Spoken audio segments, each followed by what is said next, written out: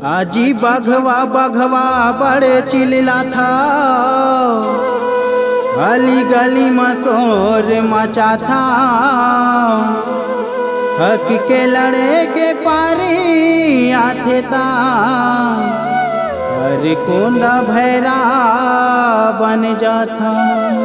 अरे गिदड़ के चाल तू मनहा दिखा था, बघवा के लगे है नका। बघवा रिहिस बलिदानी राजा, जिन हो गे हमें कुर्बान। सूरवीर महान प्रतापी राजा गुरु बालक दास साहेब की जय।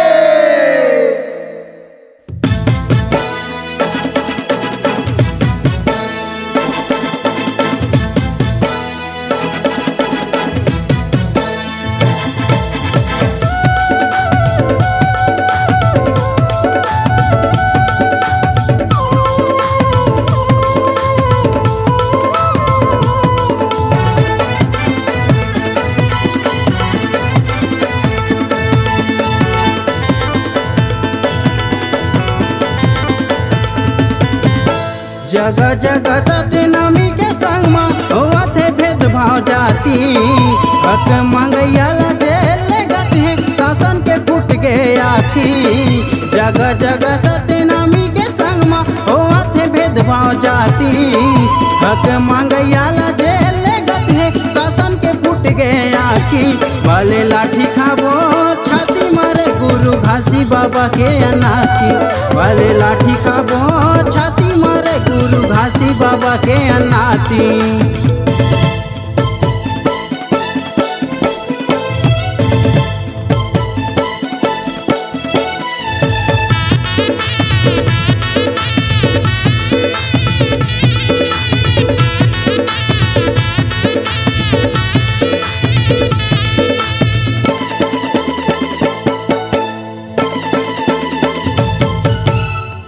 बजरिया में बैठे लुटेरा, अकेला अपन बचावा। पीछे बजरिया में बैठे लुटेरा, अकेला अपन बचावा। अपन हकी के खातिर गा तूफान बन टकरावा। अपन हकी के खातिर गा तूफान बन टकरावा।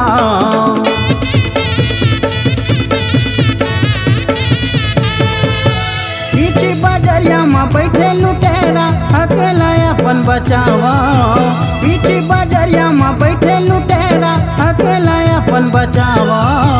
अपन हकी के खातिर गा तूफान बन टकरावा। अपन हकी के खातिर गा तूफान बन टकरावा।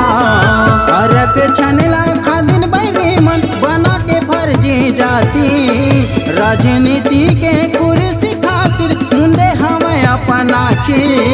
अरक छनला खादिन बैरे मन बना के फर्जी जाती। राजनीति के कुर्सी खातिर मुंडे हमें अपना की। भले लाठी खाबो छाती मारे अमरदास बाबा के अनाथी। भले लाठी खाबो छाती मारे गुरु घासी बाबा के अनाथी।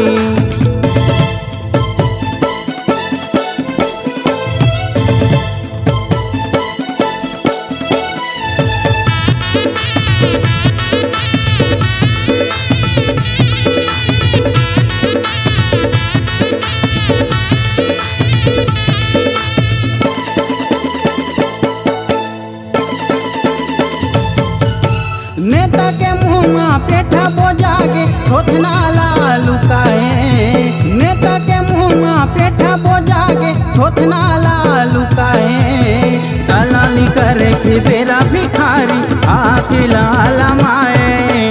दलाली करे के बेरा भिखारी आके लाला माए।